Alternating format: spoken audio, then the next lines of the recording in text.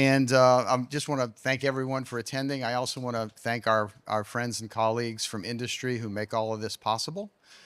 Your sponsorship allows us to put on this meeting, and the tools that you provide us, we use in our clinics. So this morning we have 4 presentations from some really outstanding clinicians. But before we get into the educational part of the talk, I'm going to do a couple of things. First, I'm going to give a definition on the scope of supportive care in oncology, and then talk a little bit about advocacy through the prism of supportive care. So CAGLA has 2 missions. We have an educational mission and we have an advocacy mission. This year, we have a 3rd mission, and that's to help Chad Landry get in the Guinness Book of World Records for sending the most emails. And it's looking pretty good. The video will be sent to you as soon as he wins it. So let's go ahead and start with the definition. So the Multinational Association of Supportive Care and Cancer defines this as: supportive care in oncology is defined as the prevention and management of the adverse effects of cancer and its treatment, including management of physical and psychological symptoms and side effects across the continuum of the cancer trajectory from diagnosis through treatment to post-treatment care. So it's a big definition. So let me throw a couple of questions out at you. What percentage of cancer patients need supportive care? 100%, exactly. And then for how long will our cancer survivors need that supportive care?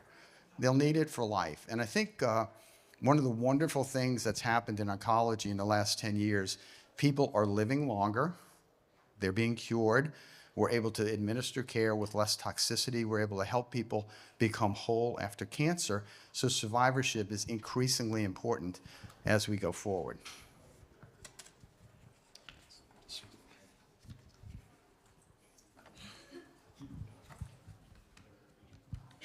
I should have done slides.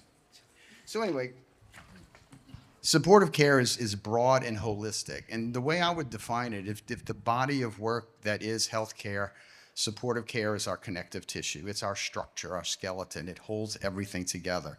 And when supportive care is deficient or absent, outcomes suffer, patients suffer. So in 1907, the physician Paul Ehrlich came up with the concept of the magic bullet.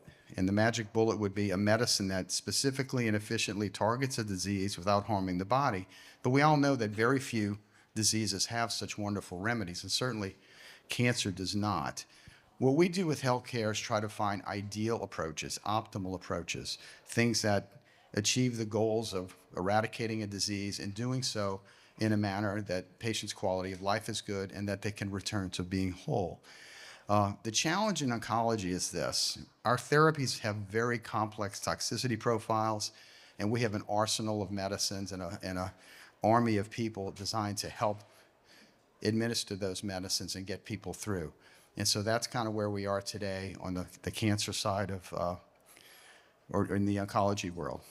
So on to advocacy. So in our healthcare system, advocacy is driven by economics.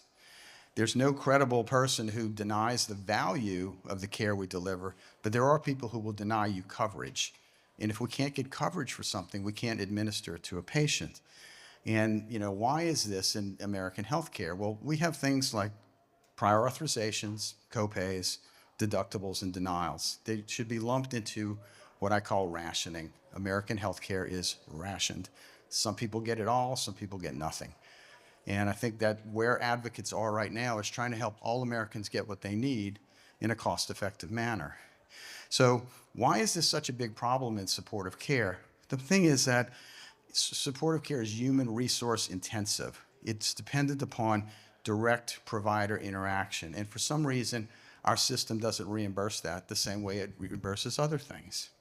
So if there's no reimbursement, hospitals and systems will not allocate resources to those things. They will not develop programs. They won't go out and hire people to do it because they're not getting paid for it. The other thing on a global scale is that young professionals who might choose a career will say, well, if I can't get a job, why would I study this? And so as such, we wound up with tremendous deficiencies in certain types of specialties. And actually, the one that's very personal for me is mental health services. So one of my daughters and my soon-to-be stepsons are both mental health professionals who do amazing work with cancer survivors. My daughter's a trauma specialist. The problem is people don't want to pay for that. So we have to fight for those things. And so how do we do advocacy in America right now? Typically, we do it legislatively by writing bills designed to require coverage for things. And it's kind of a piecemeal approach.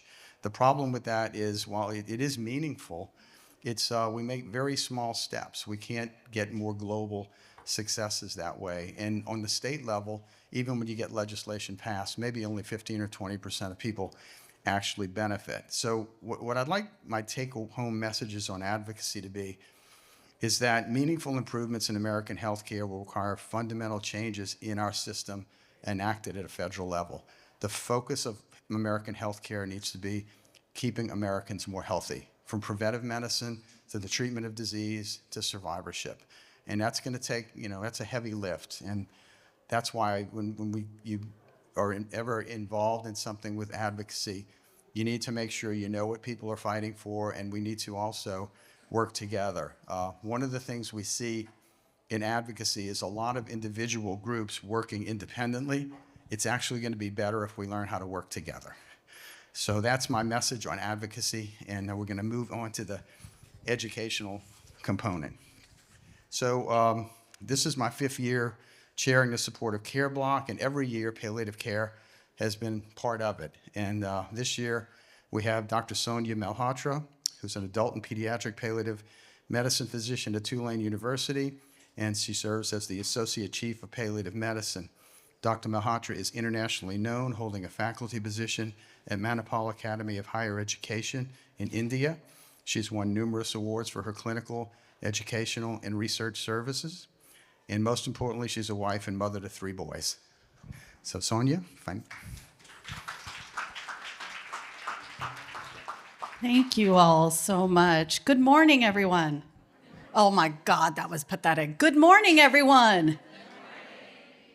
Palliative care is not depressing. I'm not a depressing person, I promise you. And so I'm gonna have you wake up and really sort of pivot off of what Dr. Ellis said.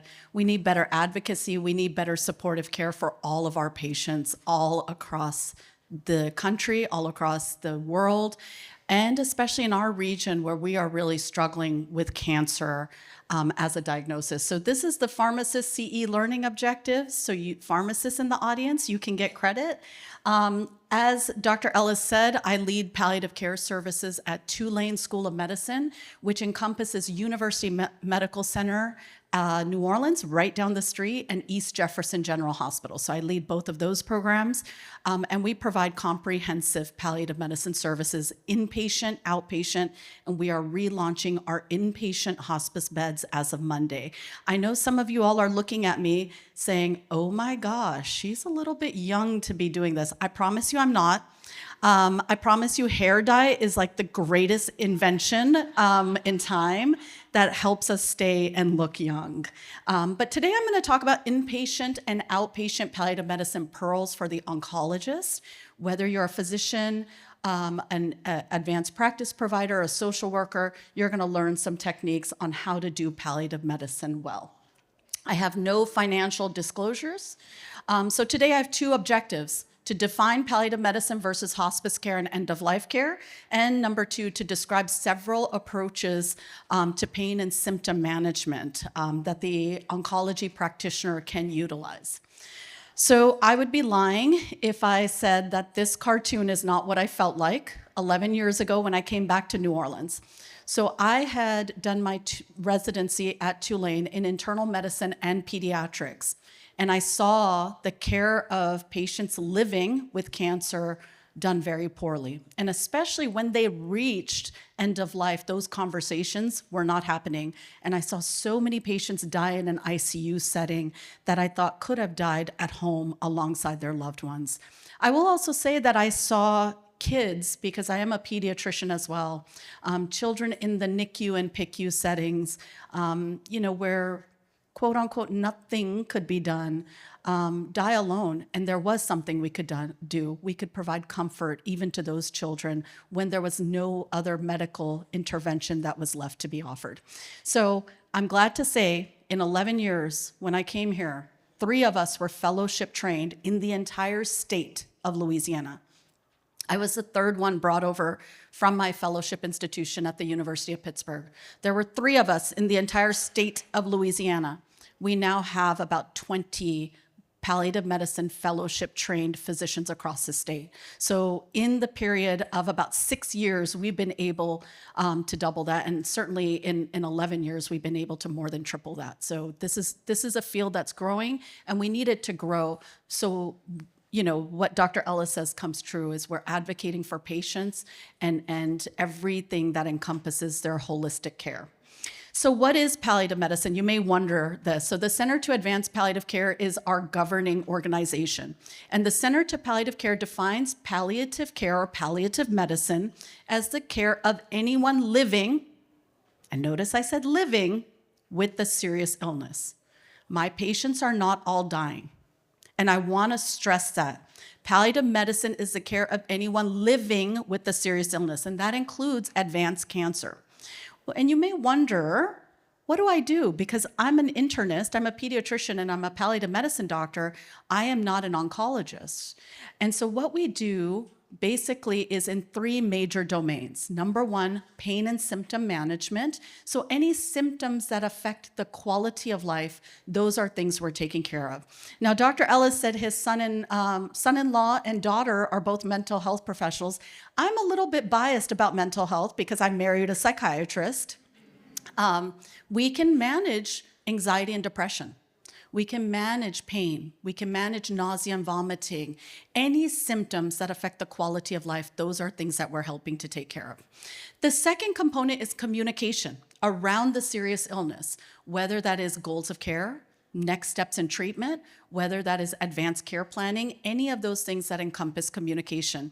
Oftentimes, I'm messaging doctors when the plan looks very unclear. If a patient's hearing 2 different things from 2 different clinicians, sometimes we as palliative care teams have to step in to bring cohesion to the team. The third thing is emotional support for patients and their caregivers living with serious illness, right? Because caregiver support is vitally important. And so I have an LCSW who does therapy with our patients. She does cognitive behavioral therapy. She does dialectical behavioral therapy with our patients who are living with serious illness and their caregivers. She's also able to do bereavement support. So when patients die, she is taking care of their loved ones. And then the last tenet, which I know some of y'all thought was the only thing I do, is what is called hospice end-of-life care comfort care. I can do hospice end-of-life care comfort care very easily. However, the joy in what I do in my career is actually the first 3 things: taking care of seriously ill patients and ensuring that they're comfortable through every stage of their serious illness. So palliative medicine is the care of anyone living with a serious illness. We take care of patients and their families, and we manage any symptoms that affect the quality of life, communication, emotional support. And when patients transition into that phase of dying, we're able to manage them. Now, you may wonder, well, which hospice do you work for, Dr. Malhotra? I don't work for any hospice. I have no ties to any hospice. I am not a hospice doctor.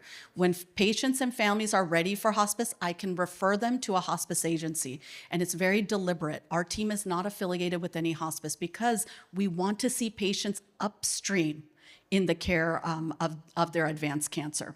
So we're a continuum of care offered with curative and life-prolonging treatments. I led the Ochsner Palliative Medicine program for 2 years, from 2015 to 2017. And I had a clinic called the Adolescents and Young Adults with Cancer Clinic. And there I saw kids with ALL. Does anyone know what the cure rate for ALL is in the pediatric population? 85%. It's actually 98% cure rate. And I saw each and every one of those children and young adults. And am I wrong on that? Somebody to correct me if I'm wrong. That's the last numbers I looked. Now, in the adult population, ALL is about 50 to 60% cure rate. I would see each and every one of those children and young adults during their cancer treatments, because cancer treatments create symptoms, and I would help to manage those symptoms. I just saw a man with prostate cancer in my clinic on Tuesday afternoon and graduated him from clinic. He is essentially cancer-free. We've weaned him off of his opioids. He has now graduated from palliative medicine clinic and will be managed by his oncologist and his primary care clinician. So what symptoms can we manage? The Medical Education 101, my master's is in medical education. This is the number one thing they say, don't put up a busy slide. And I promise you, this slide is busy intentionally. It's to show you the breadth of symptoms we can help to manage, the breadth of communication challenges we can help to manage, the emotional support, and then the continuation or coordination of care we can provide. In this lecture today, I'm going to focus on pain management and nausea and vomiting because these are the top 2 symptoms that palliative medicine clinicians take care of when working with patients living with cancer. But as you can see, constipation, anxiety, depression, fatigue, poor appetite, dysphagia, delirium, dyspnea, secretions, end-of-life care, all of those symptoms are things that we can help to manage. So moving forward, which patients benefit from palliative medicine? This is the money question because we're taking care of any patient living with an advanced illness. And so we can't see each and every patient. So we have some guidelines around that. Patients with advanced or serious illness that may have symptoms or communication challenges. There are a few tools for prognosis that you can utilize to see if your patient would be appropriate for palliative medicine. eprognosis.com is a tool out of University of California, San Francisco that allows you from the inpatient side or outpatient side to put in certain variables, and it will spit out a 1-month, a 3-month, and a 6-month morbidity and mortality ratio. ePrognosis is very helpful. If a patient has less than a year to live, they probably are appropriate for palliative medicine. For those patients with CHF or congestive heart failure or COPD, we're looking at either New York Heart Association class 3 or 4 or gold staging 3 or 4. This basically means that the patient is symptomatic from their primary illness. Now, ASCO, the American Society for Clinical Oncology, is the only society that has committed to every patient with metastatic cancer should be seen by palliative medicine within 8 weeks of diagnosis. So those are the ASCO guidelines for palliative and supportive care. The surprise question is a question that basically says, would you be surprised if your patient died within a year? If the answer is no, I would not be surprised if my patient died within a year. That patient is appropriate for palliative medicine services. And then complications from their serious illness. In our clinic, we do take patients who are living with sickle cell disease for the hematologists in the room. And those patients have to have complications of their sickle cell. If they have CVAs or they have MIs or the bone infarctions, we will see those patients in our clinic. So what does it boil to?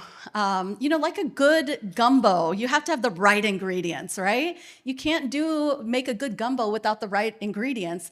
And that's the same thing with palliative medicine. If you don't have the right funding mechanisms to be able to support a palliative care team, because we're not a money-making machine for hospitals, right? We probably save hospitals money, but at the end of the day, medicine in the United States is a business. And what people are looking for is revenue generation, not revenue saving. So it really does depend on what your hospital system is willing to fund. And most palliative medicine programs are inpatient-based, hospital-based rather than clinic-based. Some are only in the cancer centers, so they're not seeing other patients with serious illness. And outpatient palliative availability then limits the ability for our patients to receive advanced symptom techniques like Suboxone, methadone, therapeutic marijuana, and then also for palliative medicine clinicians to be able to see patients that move from active cancer treatment into the post-active cancer treatment period. So again, another graphic to show you that palliative care is the care of anyone living with the serious illness. And we generally like to see patients when they are symptomatic from their serious illness. Now, I would be a fool if I said I could see every child with cerebral palsy, right? Adult palliative medicine clinicians are very few and far between. Pediatric palliative medicine clinicians are even fewer and far between. Yet I do like to see kids who are symptomatic from their primary illnesses.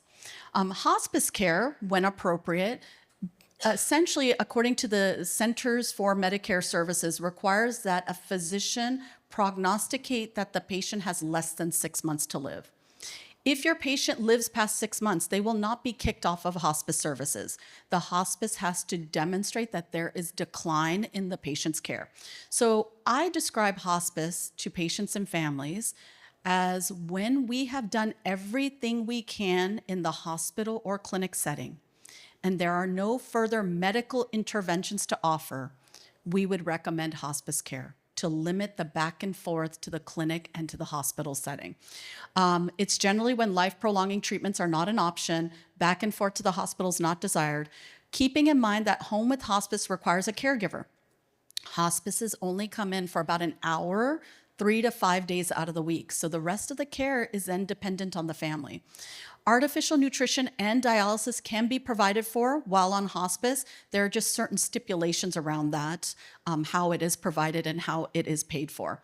Hospice is a philosophy of care and it's an insurance benefit. Now, Medicare and Medicaid provide hospice services for every patient. Private insurances are a little bit tricky, and I'm actually working with LCMC Health right now to get our hospice benefit provided for our clinicians because private insurances choose whether the hospice benefit is active or not. It is an interdisciplinary model, so they do have social workers, physical therapists that can come and see patients, and the focus is comfort, maximizing time outside of the hospital or clinic setting and really focusing on what the patient's values are. However, people like me who like to see our patients when they're on hospice care can continue to see their patients on hospice care. So you all as oncology clinicians could still follow up with your patients even when they are in hospice care. So here's a case example. You are caring for a 67-year-old woman with lung cancer with metastases to the brain who was recently stepped down from the stroke ICU, who had a severe MCA stroke with midline shift. The family decided not to pursue trach and peg and instead compassionately extubated the woman who is breathing normally and without distress. The patient has comfort medications including IV morphine, IV Ativan in place should she require anything for pain, dyspnea, or agitation. Family has reported that they cannot take care of the patient at home. You ask your palliative care colleagues who have been following the patient in the ICU side to evaluate for inpatient hospice. Is this patient appropriate for inpatient hospice? What do you all say? Oh, goodness gracious. I'm sorry, y'all. This patient is not appropriate, and the reason being is they are comfortable. So unfortunately, CMS also tells us that it's not enough to be dying. You gotta be dying with symptoms to qualify for inpatient hospice. So patients who are comfortably dying, no active symptoms, do not meet criteria for inpatient hospice. You have to have active symptoms managed likely with the use of IV medications to qualify for inpatient hospice. Now, inpatient hospices can also provide respite care, which is a period of several days that the patient can come in and be provided care. And yet they still have to be, to qualify for inpatient hospice, you have to be actively dying and symptomatic. Okay, and keep in mind in the New Orleans area, we have 2 inpatient hospices, one at Passages, or known as the Sanctuary, the other one at St. Joseph's Carpenter House, and then several of the hospitals have what is called inpatient hospice beds. Now, if this patient becomes symptomatic, where she's breathing 30 times a minute, her heart rate has increased into the 130s, and she's required boluses of IV morphine or IV Ativan, is this patient now appropriate for inpatient hospice? Yes, absolutely. So keep that in mind because that's a question that comes up quite a bit. I'm going to move forward to outline some strategies for symptoms commonly seen in patients living with cancer. And I'm going to focus on pain and nausea, vomiting as the 2 major symptoms. So when we talk about types of pain, I like to define pain in 4 broad categories. Number 1, of the nociceptive type, because your somatic, your whole body has nociceptors. Your visceral hollow body organs, like the liver, have nociceptors on them. Also neuropathic pain, because our nerves can also create pain. For anyone who's pulled a nerve or pulled a muscle, that you get that, right? Bony musculoskeletal pain, and then my least favorite category, the other category, which consists of chronic and or psychosomatic pain. Now, Generally, cancer-related pain is of the nociceptive variety because cancer produces inflammation in the body, and those inflammatory mediators stimulate the nociceptors in the body to stimulate the pain response. Now, when we use opioids, opioids are appropriate for cancer-related pain. We need to use equianalgesic charts, and many of your institutions are on Epic or another EMR where you can use an opioid equianalgesia converting table. What this means is that everything can be compared to oral morphine. And we think about opioids as either same as oral morphine or more potent. And just a spoiler alert, if you look at this chart, everything is more potent than oral morphine, okay? What this means is 1 milligram of IV Dilaudid does not equal 1 milligram of IV morphine. When we look at this chart and compare IV Dilaudid right here, 1.5 to 30, that's a ratio of 20. So 1 milligram of IV Dilaudid actually equals 20 milligrams of oral morphine. And even when we look at oral Dilaudid to oral morphine, 30 divided by 7.5, 1 milligram of oral Dilaudid is equal to 4 milligrams of oral morphine. So why is our community so scared of morphine? We need to know this data. We need to know these charts really well because we need to destigmatize oral morphine in our community's use. People are okay with using oxycodone or Dilaudid, and they get freaked out when it comes to morphine. We need to destigmatize this as clinicians taking care of patients with cancer. So what this means is 1 milligram of IV Dilaudid, actually when we compare it to IV morphine, 10 divided by 1.5, 1 milligram of IV Dilaudid is actually equal to 6.67 milligrams of IV morphine. Y'all, we gotta destigmatize morphine to our community. And we need to make sure to do that because I hear that concern all the time. So many of our patients use opioids around the clock, short-acting opioids. When should we add a long-acting? Generally, when patients are using more than about 30 to 50 oral morphine equivalents in 24 hours, I like to add a long-acting. And what I do is I take the full oral morphine equivalent in 24 hours and I multiply that by 2/3. And that gives me the dosing for the long-acting opioid. And generally, I'll keep the short-acting opioid the same or I'll double it, and just making sure that your patients with cancer, oftentimes they need something that'll get their pain that's kind of going up and down like this, more steady state. That's the best time to add a long-acting opioid. There are other opioids, including buprenorphine or Suboxone, if you all have heard about this. We do use these in patients with cancer, living with cancer. And often we use them in the patients who have a history of opioid use disorder or substance use disorder. And the X waiver elimination basically allowed any one of us who can prescribe be able to use buprenorphine in the management of cancer-related pain. Methadone is actually a phenomenal medication for patients living with cancer who have really bad pain. There is a role for its use in those patients who have opioid use disorder or substance use disorder, and it's also better for neuropathic pain. So if you've got a patient who has a highly innervated area that has cancer in it, we often will use methadone. Coming to mind are my patients living with cervical cancer. They often have very bad neuropathic pain and very bad nociceptive pain. Oftentimes they're using so many opioids that I have to switch them over to methadone as their long-acting pain medicine. We use methadone independent of methadone clinics. Methadone clinics are only for opioid use disorder. When we're using it for pain as clinicians, we just use a twice daily or 3 times a day dosing. There are some newer modalities for pain control coming out that I wanted to mention. There is this medication called suzetrigine or Journavax, which basically targets the sodium channels in the peripheral nervous system. It inhibits pain signals from reaching the peripheral nervous system. This medicine was studied in post-abdominoplasty patients and bunionectomy patients.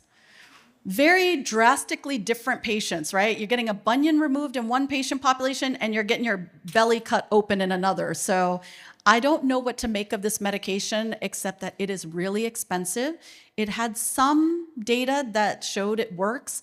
and yet it's $15 per tablet, which I don't think is very cost effective for most of our patients. So it's not a medicine that's being used. I will tell you their representatives are contacting me on a weekly basis.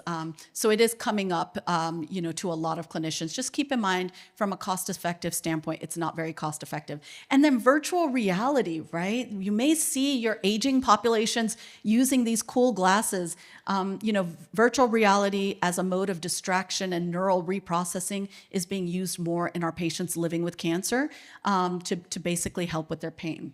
Now, adjuvant agents are really important. Even when your patients are on opioids, they need to be on adjuvant agents like your gabapentinoids, like your tricyclic antidepressants, like your SNRIs to help with the neuropathic pain. And so my theory on use of neuropathic pain agents is hit 2 to 3 birds with one stone. If your patient's having trouble sleeping, use a TCA so they sleep at night and their neuropathic pain is controlled. It may also give them some anxiety and depression relief. If they have anxiety or depression, use an SNRI, right? That will help with their neuropathic pain and it will help with their anxiety and depression. And then there are other therapies for neuropathic pain, including patches and creams, oral and intranasal ketamine, which is mostly used in the hospice setting because it's really tough to use ketamine in the state of Louisiana, especially on the inpatient side. And oral or intranasal ketamine has not been FDA approved for pain. Also, don't forget about your complementary techniques. Acupuncture and deep tissue needling is very, very helpful for our patients living with cancer. Again, the same neural reprocessing. And then interventional techniques like nerve blocks, ablations, and neurolysis can help our patients with cancer. How many of you take care of patients with GI cancers? A lot of you. Celiac plexus blocks may not work on the first time, and yet you do them again. And then you do them a third time. And when that doesn't work, your IR clinicians can go in and they can actually burn the nerve off. That's what neurolysis is. So don't forget interventional techniques as a method to treat pain. Key management when your patients move from active cancer status to then survivorship and or stable disease status or remission is remembering that your patients have moved into the chronic pain realm. Opioids also, after about 10 days, the mind develops a physiologic dependency on them. So you have to wean people off of their opioids, otherwise they get really sick and they feel really crummy. So opioids are not the mainstay of treatment for chronic pain. You want to use your adjuvant agents like your neuropathics, as well as muscle relaxants like baclofen, Robaxin, Flexeril. You also want to use complementary methods like PTOT, acupuncture needling, TENS units, and then also don't forget mental health techniques, CBT, DBT, when weaning patients off of their opioids, because there is a huge psychological component of that dependency. Please wean opioids as patients move towards cancer-free status. This is really important. Patients living with cancer, when they are out of the active phase of cancer, should not stay on 90 to 120 Percocets per month, right? We've got to start weaning them off. And the way that I do it is I let the patient choose. Would you like to wean the quantity, the number of pills you get this month, or would you like to wean the dose? So if they're on 15 milligrams of oxycodone and they're getting 90 of those from me per month, I'll ask them, would you like to wean by 10 tablets this month and keep the dose at 15 milligrams? Or would you like to wean your 15 milligrams down to 10 milligrams? And I tell them that at some point we will be weaning both. Generally, and I won't say generally, there are a few patients that we can't wean them off completely. And as long as we get them down to about 20 to 30 tablets a month, that's usually pretty reasonable for PCPs to take over. Now, our next big category of symptom is nausea and vomiting. I'm just going to tell you that there are different causes of nausea and vomiting. So in your patients with cancer, it's important to figure out what is going on. Now, this cutesy little mnemonic called VOMIT can help you with that. So vestibular or vagal reasons, obstruction, especially for your cancers that have peritoneal carcinomatosis, mechanical motility or the medications, ingestion, ICP related or idiopathic. I should also put inflammatory, because the inflammatory mediators of cancer can also cause nausea and vomiting, as well as the medications, the chemotherapy you're giving them, and then toxins like the inflammatory mediators. Yeah, that's where the inflammatory mediators went. So evaluating the causes of nausea. Now, this slide is not going to be readable from where you're at. You will get these slides. So these are my categories of medications that you can use for nausea and vomiting. And it includes serotonin antagonists, including Zofran, atypical antipsychotics, dopaminergics, anticholinergics. You will get this slide, so you have a full toolbox of medications to use for nausea and vomiting. Most people love to use Zofran. Most cancer doctors use Zofran, which is great. Really hits the chemo trigger zone in the brain. I would encourage you to use atypical antipsychotics as a next step, and I'm going to show you why. So before that, though, how to pick medications that work for nausea and vomiting. Think about your patient, avoid polypharmacy, and use a medicine that hits two birds with one stone. So some pearls: if your patient is really sick, tell them to schedule the medications. Don't miss a dose. Don't use it as needed. If you know you're going to get sick, or your patient's going to get sick after chemo, schedule the medication. Inpatients should have scheduled medications, and give patients a backup in case their scheduled medicines don't work.